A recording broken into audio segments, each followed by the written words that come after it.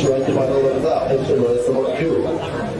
शिवशाहू फुले आंबेडकरांच्या विचारधारेनं, सेक्युलर विचारधारेनं सर्व धर्म समभाव या भूमिकेत आपल्याला पुढे जायचं.